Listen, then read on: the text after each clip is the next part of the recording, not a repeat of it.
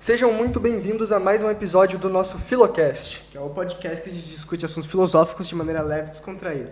E no episódio de hoje, especial de Natal, trouxemos um presente para vocês. A gente está aqui com ele mesmo, que é jornalista, tem uma coluna e um programa na Gazeta do Povo. Paulo Polzonoff. Seja muito bem-vindo, Paulo. Muito obrigado. Presente de grego, né? Pro pessoal aí, porque eu não sei se eu vou ser muito agradável. Vamos tentar, né? Lembrar o nome também, Felipe Veronese e Eduardo Zanotto, né? Isso aí. Um prazer estar aqui com vocês. Vamos conversar leve e descontraído. Leve por favor. Por favor. Tranquilinho. Então tá bom. Pode falar palavrão? Não. Acho que aí perde a língua. Então tá bom. Qualquer coisa a gente censura ali, faz um isso. Gravado é bom por isso, né? Engraçado. Então o podcast de hoje é sobre polarização, né? Oba. Adoro falar sobre isso. Um assunto que você conhece, né? Infelizmente, né? A gente vive num país, assim, politicamente muito, muito polarizado. Ninguém se suporta. De um lado, coxo, de outro, Atlético Paranaense. Não, mas, sabe, esquerda, direita, e não se bicam, não tem nenhum tipo de diálogo. E você propõe algum tipo de diálogo, por exemplo, eu me identifico como de direita. Mas aí propõe algum tipo de diálogo com a esquerda, não rola. É muito difícil. Tanto que daí a direita fica policiando, fala, o que esse cara aí tá falando, não sei o que, com a esquerda, tem que falar só com a gente. E do outro lado, o pessoal não quer nem ouvir, essa é bem a verdade. Então a gente queria te perguntar o que é essa polarização. Pra começar. Polarização é isso que eu acabei de dizer. Não, polarização Tem dois grupos. É isso, são dois grupos antagônicos, olha que bonito. Antagônicos, água e óleo, hoje em dia, não se mistura, nem sempre foi assim. Porque vocês são jovens, né? A polarização fala, é um fenômeno recente. Não é recente, sempre teve isso. Assim. Eu mesmo, quando estava na faculdade, tinha alguma coisa e tal, mas não como hoje, né? Hoje realmente não tem mistura. Um lado não quer misturar o outro. Antes de vir aqui eu estava até pensando nisso. Assim, o mais danoso dessa polarização é isso. Você é incapaz de ver o outro como um ser digno, né, de ter as opiniões que eles têm. E a gente sabe que a esquerda só tem opinião equivocada. Eu falo isso porque eu sou de direita. Mas, enfim, eles têm o direito de ter essas opiniões, né? E até a gente está gravando aqui, o Lula está lá na UTI, a gente vê essa polarização mais exacerbada ainda. O pessoal desejando a morte lá do Lula, e do outro lado o pessoal falando, falando o quê? Bolsonaro, enfim, essa coisa toda é horrível, é horrível. Eu tenho pena de vocês que estão vivendo esse tempo. Porque, por diálogo mesmo, isso que a gente está fazendo aqui, é praticamente impensável hoje em dia você fazer isso. Eu não sei se vocês são de esquerda, de direita, nem nada, mas se vocês fossem de esquerda mesmo, em vez da toquinha, estivesse usando o bonezinho do MST, camiseta do Che Guevara, do PT... Tá aqui. Assim, eu sou fascista por existir. Eles nem chegam a analisar as minhas ideias lá, as crônicas que eu tiro sarro de um monte de coisa... incapaz de rir de si mesmo também, né? Isso é um outro efeito da polarização que é horrível, que você tem que proteger aquela tua imagem, é um negócio ideológico tão fechado que você perde a capacidade de rir de si mesmo. Eu não consigo entender isso. Você acha que isso não faz tipo um monte de cordeirinho assim, vai seguindo assim, o outro assim, tipo, e não é capaz de ter ideia de colmeia, assim, a mentalidade de colmeia. No meu texto de hoje é quinta, né? Isso. Eu publiquei ontem, mas como vai sempre a capa da Gazeta, eu considero o dia que vai para a capa da Gazeta. Eu até falo isso, porque a gente está falando desse negócio do Lula e tal, que está no hospital.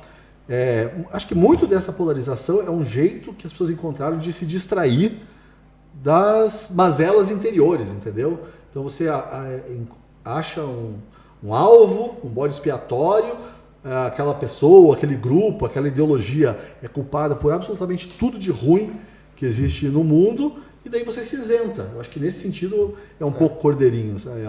Tem um efeito de manada, que é muito agradável, né? Você não tem culpa nenhuma. Quem tem culpa é o Lula, ou o Bolsonaro, os comunistas, os fascistas, sei lá o quê. E você se sente confortável, né, dentro do seu grupo daí, né? Porque... Sim, fica uma bolha fechada. Delícia, é uma delícia, né? Você fala um negócio, o pessoal... isso aqui, gênio, eu concordo. Você pode falar a maior asneira do mundo. Tem isso. Tem isso. Você vê que hoje em dia é uma coisa que tem, tipo, um representante, assim, né? Tipo, lá, esquerda é o Lula, direita é o Bolsonaro. Tem isso. E até aí, diante da situação, o que vai acontecer quando esses dois se forem? Né? É verdade, vai entrar em crise, porque precisa de um líder. Sim. E a gente vive uma polarização muito personalista aqui, né? Tipo Como assim? o nazismo, né? Precisava de um líder. Exatamente. Ah, sim. E quando caiu, daí acabou. E o comunismo tinha o Stalin também, Sim. e vários outros, né? Che Guevara, Fidel, essas coisas todas. Mas as pessoas hoje em dia, até esse negócio do líder é importante falar, porque não importa, na verdade, o que o Bolsonaro fale ou faça. Ele vai estar sempre certo pro Ele vai estar sempre certo. e errado pro outro. E o outro também, não importa se o Lula, de repente... Eu até escrevi isso uma vez, assim, Lula curou o câncer, sei lá o quê. As pessoas vão dar um jeito de falar, que absurdo! Como assim encontrou a cura pro câncer? Esse comunista, não sei o quê. Realmente a gente está num ponto de irracionalidade impressionante. Sim, e você falou que nem sempre foi assim, né? Tipo assim, a gente tá numa época agora que é desse jeito, mas sempre foi, tipo assim, lados totalmente opostos que existiam na política? Eu não sei, assim, eu tenho lembrança, né, da minha infância ali nos anos longínquos, anos 80. Você pedir pra velho pra falar do passado, cara, coisa que velho mais adora falar é que o passado era melhor do que hoje. Eu sou contra isso. Mas não, assim, como é que eu vou te explicar? É que também hoje em dia você tem muito jeito de conseguir informação, né? Então, antigamente ia lá a TV, porque a TV, só que a TV, esses dias eu estava até assistindo o Jornal Nacional de 1990. Peguei no YouTube lá, falei assim, vou ver. Não tinha essa carga política toda, sabe? Não tinha essa demonização do outro lado. Eu lembro lá que nesse tinha uma matéria sobre uma greve, eu acho que dos portos. E daí assim, tem a greve, os caras querem aumento, e acabou, a notícia é essa. Se fosse hoje em dia essa notícia, é greve, eles querem aumento, porque o capitalismo é isso, porque não sei o que. Sabe, hoje em dia as pessoas precisam muito mais dar essa base ideológica para absolutamente tudo. E isso eu acho que acaba estimulando aí essa tal de polarização, fora esse negócio que eu já falei, que é muito confortável. É muito confortável. Existe uma parcialidade gigantesca, né, no jornalismo, tudo assim. Oi, desculpa. Uma parcialidade. Assim. Hoje sim, né? Hoje sim. E é uma demanda do leitor. Ali na Gazeta, por exemplo. Sempre que eu dou um passinho para fora do que eles acham que é o caminho, o pessoal me xinga e tal. No mínimo, o xingamento que eu acho horrível, que é o tal do isentão. Então, assim, eles exigem uma lealdade, né, fidelidade ideológica, que eu acho muito incômodo, assim, porque, tudo bem, você me apresentou como jornalista e tal, mas eu me vejo mais como escritor. E para mim, liberdade é muito fundamental, né, de criação. Eu queria muito tirar um sarrinho do Bolsonaro, mas não posso. E é um personagem interessante, assim, eu acho um personagem engraçado e tal, mas você não pode tirar sarro do... O Lula também é engraçado. Não, sim, mas do Lula eu posso tirar sarro. Os dois são amigos, e tiro muito sarro, Os dois são muito inclusive. engraçados. Então... E eles são rivais até no time, né? São? E se não me engano, o Lula torce pro Corinthians e o Bolsonaro pro Palmeiras. Palmeirense? O Bolsonaro, na verdade, ele é meio flamenguista, meio palmeirense. Ele é o que na hora tá valendo, né? Meio por aí. Ganhar voto. O Lula é bem corintiano mesmo. Isso que você falou hoje em dia, que eu percebo que assim, quem é morno, né, que é mais tipo no centro, não é muito de esquerda nem direita, não ganha muita credibilidade, né? Mas veja bem a palavra que você usou, morno. É uma palavra que usam bastante para me xingar. Porque tem lá na Bíblia, né, aquele negócio do morno, Deus vomita, né, e tal. Mas não é necessariamente morno, né? Assim, não, assim, eu acho, eu sei, eu entendi, mas eu acho que de vez em quando você tem que se colocar no lugar do outro, também entender que o outro acerta, por mais que você ache equivocada as ideias do outro, às vezes a pessoa está fazendo o seu melhor, né? Eu acho que a gente perdeu totalmente a capacidade disso. E daí aí criar o isentão, o morno e tal. Eu sei que não foi nesse sentido que você usou o morno, mas as pessoas usam. Aí a pessoa às vezes só está buscando o bom senso. Ele fala, não, tá em cima do muro, não sei o quê. Não, e às vezes você está em cima do muro. Às vezes você está em cima do muro admirando os dois lados e tentando entender alguma coisa. Qual é o que é de mal nisso, né? Qual é o problema? Você acha que o centro está sendo extinto, então? Porque você tem que estar de um dos lados, senão você... Sim. Eu acho que hoje em dia, assim, para a direita, por exemplo, ser centro, isento, ou morno, sei lá o quê, é um pecado maior do que ser comunista. Para eles. Ô, louco. Eu acho. Nossa. Eu acho. Tanto que eles usam o versículo bíblico para isso. Assim, as pessoas preferem hoje alguém que se posicione como petista e tal, a alguém... Ó, que bonito. Ah, não tá aí o Thelmo. Que eu usei a regência certa do verbo preferir. Eles preferem realmente o Lula, um comunista, alguém que defenda essas bandeiras ferrenhamente, alguém que, como eu disse, está em cima do muro, às vezes ainda não se decidiu. O que é o centro, assim, tipo... Porque você falou que é uma coisa que admira, que abrange os dois lados, ou é como se fosse uma terceira via? A terceira via também é outro termo que virou um termo pejorativo, sim. né, no final das contas. Eu acho que é alguém que consegue entender, por exemplo, que o capitalismo tem seus problemas. Hoje em dia é impossível se falar que o capitalismo tem seus problemas. E falar que fascismo não é uma alternativa, nem o comunismo. Eu cito esse negócio do capitalismo porque eu estava lembrando hoje, eu vi aquele Luva de Pedreiro, você conhece? Receba! Isso. Eu recebo. Uma vez eu escrevi um texto dizendo que o Luva de Pedreiro é uma tragédia do capitalismo, porque é alguém que não tem nenhuma formação, recebe aquele monte de grana, não sabe lidar com aquilo, evidentemente, porque ele não tem formação nem nada, e está destruindo a vida. Beleza, está rico, milionário. Mas você vê, não tem a menor possibilidade daquele... Você sabe o nome dele? Não sei o nome dele. É um nome difícil. O Luva. Então, não tem a menor possibilidade do cara ser feliz no final das contas, porque falta ele base, né, moral, falta ele base até intelectual mesmo, para saber lidar com isso. Só que daí eu peguei e critiquei o capitalismo nisso. Falei desse capitalismo desalmado, né, essas empresas que não têm dono, não tem personalidade, porque é só ação na bolsa e tal, só acionistas, fundos e não sei o quê. E daí o pessoal... Você te destruíram. Pois é, porque não fale mal do... Se você fala mal do... Eu não estou falando mal não é a expressão.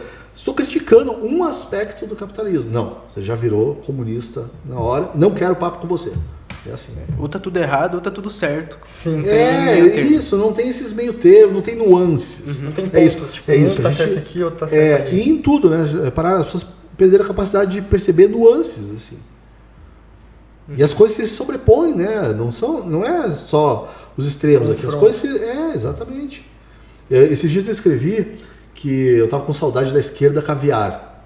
Conhece essa expressão? Não. Esquerda caviar é aquele pessoal que mora no Leblon, que come caviar, não sei. É gente rica e tal, bem nascida, mas que defende o comunismo. Comunista de iPhone. Isso, também. Que o Constantino criou esse comunista caviar aí, ficou. Mas... Por que eu tô falando isso mesmo? Eu não me lembro também. Então, enfim. Tava com saudade. Então tava com saudade dessa esquerda caviar, porque você tinha um diálogo com eles. Aí eu contei lá a história que na década de 90, final da década de 90, vocês não eram nem projeto de gente ainda, eu fiz faculdade de jornalismo e tudo mais, e fui muito influenciado. A gente sofre uma doutrinação, na faculdade. Até naquela época? Eu acho que eu fui mais doutrinado no colégio, um colégio de freira, que é o Madalena Sofia, do que na faculdade. E na faculdade, assim, fala, como é na faculdade? Na faculdade eu estava mais interessado em ler, em ver filme, daí a polarização lá era Forrest Gump versus Pulp Fiction. Nunca lembro eu lembro que teve um ano que era isso, sabe? Eu gosto do Forrest Gump. Mas aí eu falei isso e falei, que eu estava com saudade da esquerda caviar, porque eu li lá um livro do escritor, Fausto Wolff, que é extremamente comunista mesmo, assim, vocês conhecem Coluna Prestes. A mais ou menos. gente estudou, a gente A gente estudou. O professor de história aí, ó, o pessoal tem que cobrar. Jonas tem a Veio da verdade. Então, seguiu a coluna Prestes e tudo, comunista mesmo, assim. Só que, pô, o cara pegou, eu era novinho, assim, eu tinha 20 e poucos anos, me convidou lá para o apartamento dele no Rio, que eu morei no Rio um tempo, né? E o pessoal lá cantando Internacional Comunista, só tinha comunista que vocês vão um dia conhecer nos livros de história lá. Werneck de Castro, um monte desses caras, Ziraldo, Milor acho que não tava, mas Milor também não era comunista. Mas dava papo, entendeu? Assim, hoje em dia você é fascista na hora. Só porque eu escrevo na Gazeta do Povo, eu sou fascista. As pessoas fazem umas associações meio malucas, assim, tipo... Enfim. Tem a questão do lugar de fala também, né? Que fala assim, você não tem lugar de fala pra falar tal coisa. Isso acontece bastante. Cara, eu sou branco, hétero, cristão, classe média, eu não tenho lugar de fala nenhum, eu não deveria estar escrevendo nem nada, né? Sei lá, ou escrever uma coluna só de calvície, aí eu tenho lugar de fala, entendeu? Deve escrever um livro inteiro. Né? Exatamente, mas se for levar isso a ferro e fogo, é assim, né? Esse é um conceito muito estúpido e só reforça essa caixa de ressonância, né, da polarização, que, assim, a pessoa que, sei lá, é negro e só lê livros escritos por negros sobre negritude. Imagine, né, como essa pessoa estreita, porque essas pessoas têm lugar de fala, né, nessa causa e tal. Como isso estreita a visão de mundo das pessoas, né, no final das contas. Ela acaba vendo...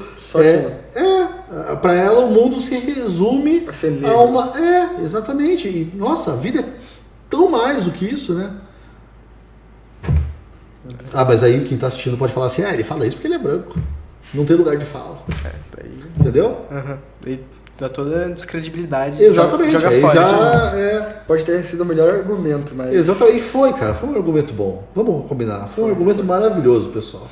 Tô brincando. E você falou da faculdade. Você acha que a faculdade hoje em dia tá mais polarizada? Os nossos professores falam muito assim, que lá é tenso. Pelo que eu sei, sim. Vocês pretendem fazer o quê? Eu pretendo fazer psicologia. Vixe, tem certeza? Tem certeza? Cara, psicologia é complicado. Putz. Não, eu acho uma profissão super nobre e tal. Eu acho que vocês aprendem, né, da gente trabalhar, fazer sempre o nosso melhor. E é uma profissão, assim, acho que se você... que pode ser uma profissão linda se você exercer ela com os valores que eu acho que você está aprendendo aqui no colégio e tudo mais. Mas a faculdade é bem complicada. Espero que você não saia de lá trans. Eu também. Porque é isso. Até eu estava conversando com a minha mulher ontem, a gente estava falando, né? E psicologia é um negócio muito importante, porque hoje muita gente tá ficando se submete. Crescendo a demanda.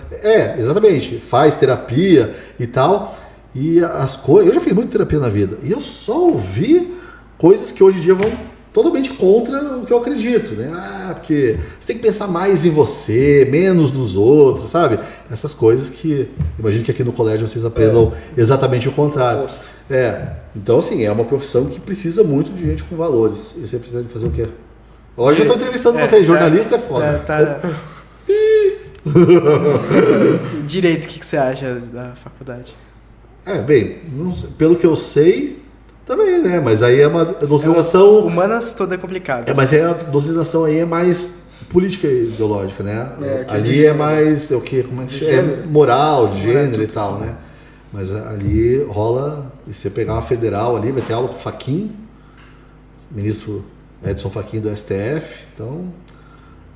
mas assim, eu conheço muita gente que cursou direito, sofreu essa doutrinação ali... E resistiu também, né? Então acho que também... E psicologia, você conhece algum herói assim que saiu vivo?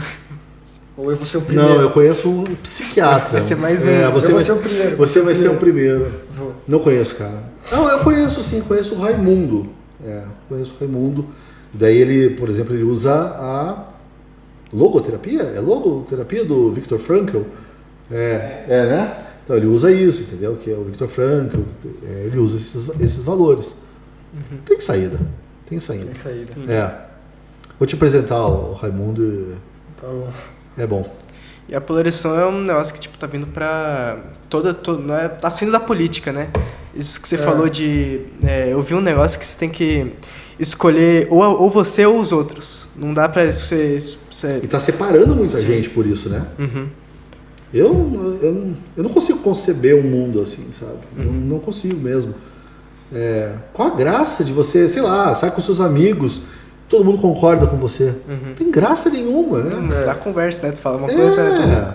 E assim, é uma coisa que essa polarização destruiu, é que, tudo bem, tem lá os esquerda e direita, tem um monte de escroque, né? Tem um monte de gente que não presta, obviamente, mas você pensar assim no âmago das duas correntes ideológicas, teoricamente, tá? Isso teoricamente, todos eles querem o bem comum. Eles divergem no caminho, como chegar até esse bem comum. O comunista acha que tem que distribuir riqueza igual e tudo mais, ignora lá uns princípios econômicos meio básicos, e a direita acha que o Bolsonaro é o caminho. Na verdade é isso, porque isso é louco também, né? A direita, ela não tem uma base teórica sólida também. Eu acho que, tipo assim, tem mais... Ela é mais reação, sabe? Não, eu acho que a direita é mais, tipo, odiar o PT, odiar o Lula. Pois é isso, é reação. É isso odiar muito ele, não é nem que, tipo assim, eu amo o Bolsonaro. É tipo, eu odeio o Lula. Mas tem um pessoal que ama. Mas é isso, é reativo. Até alguém escreveu isso no Twitter esses dias. Acho que foi o Roger, sabe, do Traje Rigor e tal. Escreveu que sempre, faz algum tempo, bastante tempo, acho que uns 15 anos, que a gente está nessa, assim, que o outro candidato é pior. Você não fala as qualidades do candidato, você fala dos defeitos do outro. A gente viu isso na eleição municipal aqui em Curitiba. Muito claro que havia dois representantes, teoricamente de direita, né? Tinha a Cristina Grêmio e tinha lá o Pimentel. Mas a Cristina Grêmio ficava falando o tempo todo que o Pimentel não era de direita, que ela era mais de direita do que o outro, e que ele era pior do que ela. Assim, acabava esquecendo de falar das próprias qualidades. E o Pimentel também acabava esquecendo de falar das próprias qualidades. A gente está nisso, de ficar só apontando o defeito do outro. Os debates políticos são cada vez mais insanos. Isso foi mais visto em São Paulo, né? Com o Pablo Marçal. É verdade. Os debates políticos estão insanos hoje em dia. O Pablo Marçal faz aquele show, né, e tal, mas, putz, não tem nada de bom que se tire dali. Dá um bom entretenimento, mas a política fica de lado daí. Ainda bem que parece que as pessoas perceberam, né? Que é só um entretenimento, é uma diversão. Você assiste lá o debate fica menos chato um pouquinho. E daí o Paulo que se vire para ficar falando sobre isso no programa no dia seguinte. Mas a gente chegou a esse ponto da polarização que uma cadeirada virou argumento político. Sim. Que tal? Não, isso é importante falar. Tem um livro muito bom assim, que eu recomendo. Não sei se vocês leem inglês, porque não tem tradução em português. 1943 o nome do livro. E fala sobre os intelectuais cristãos no momento de crise, que é sobre 1943, Europa em 1943. Imagine, naquele momento Hitler realmente era mais forte, ele ia conquistar a Europa, ele já tinha ocupado a França e tal, era aquela guerra sobre a Grã-Bretanha. Cara, a crise que a gente está vivendo hoje não é nada perto disso. Sim. E daí nesse livro lá tem um trecho que eu gosto muito, vou ver se eu consigo lembrar agora, que ele fala assim que é um problema a gente ter o que a gente tem hoje. Todo mundo tem direito a dar a sua opinião. Isso parece bom, mas não é. Porque assim, você se sente livre para não precisar dos fatos para basear a opinião. E toda opinião boa precisa de fatos para baseá-la. E se todo mundo tem direito à sua opinião e você não tem meios de avaliar a qualidade dessas opiniões e tal, o mesmo valor. Exatamente. Aí a única solução para isso é a força. Aí assim, é quem fala mais alto, quem dá uma cadeirada no outro. Quem xinga mais alto. Exatamente. Quem xinga mais alto, quem xinga melhor, quem inventa o melhor trocadilho, que aí tem uma coisa absurda, né? Essa coisa de ficar inventando trocadilho de nome, não sei o quê. Maiores defeitos do outro. Exatamente. Daí é isso, a gente está caminhando para um cenário, eu não quero assustar ninguém aqui, mas meio de barbárie nesse Vai virar aspecto, batalha de né? rap daqui a pouco. Hã? Vai virar batalha de rap daqui a pouco. Eles vão ficar se xingando no É, rap. Que exatamente. quiser melhor buscar. Mas eu acho que daria mais certo Daria do melhor. que É. como é que tá os debates hoje em Pelo dia. menos tem rima nessas? Tem, pior que tem. Ah, menos Dá pra- vale. É. Mas tem que tomar pra não virar uma... que tem um filme, eu acho, que é Idiocracia. Que Ah, sim. Esse filme tem um problema, né? Porque Que ele... Hã? Os caras não sabendo. Não, esse filme é legal, assim, é uma comedinha, né?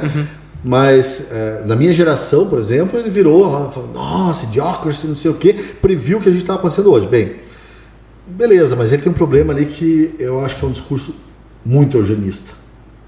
Sabe o que é eugenista? Sim, eu sei, mas eu não vi o filme. Você não viu o filme? Eu sei sobre o filme que é ele assim, então, os caras entram numa máquina do tempo lá, meio que por acaso, vão parar 500 anos, eu acho que no futuro, e o futuro deles é um pouco o nosso presente, entendeu?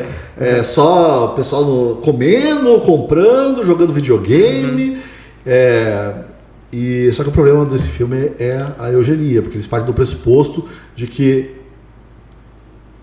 pobre só vai gerar pessoas ruins, casais pobres. Daí e eles usam lá, eu sou formado em Harvard, Yale, não sei o que lá, e esses casais não têm filhos. Outra coisa que o negócio previu, né? Porque a gente vive uma crise demográfica. Sim. E daí, por isso, a humanidade viraria um caos, porque só pobres, a gente sem escolaridade. Eu não gosto desse discurso eugenista. Mas enfim. Mas é uma coisa que, tipo assim, tirando o discurso eugenista, é meio que... não dá pra negar, né? É que eu não gosto também desse discurso saudosista, sabe? Antes, sim, é isso que a gente tá falando, né? Que só tem Antes idiota. era melhor e agora a gente vive uma decadência. Eu até acho que a gente viva uma decadência. Mas eu acredito que a gente tá nesse tempo por algum motivo.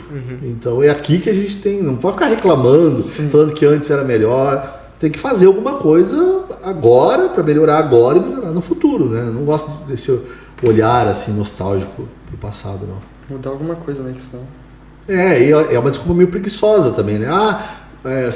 Vivemos a decadência da civilização ocidental. Tá, e o que Beleza. a gente vai fazer pra mudar isso? Exatamente, é uma coisa meio preguiçosa, né? Tipo, eu não tem nada que eu possa fazer. Claro que tem, sempre tem. Talvez você não possa fazer uma revolução, Então, uma coisa já que assim. você tá falando que tem alguma coisa, o que você acha que tem pra fazer? Pra eu fazer? Você. Bom, eu tô fazendo, né? Eu escrevo, eu tento estabelecer algum tipo de diálogo, né? A gente tá aqui conversando agora. Eu acho que o meu papel é esse.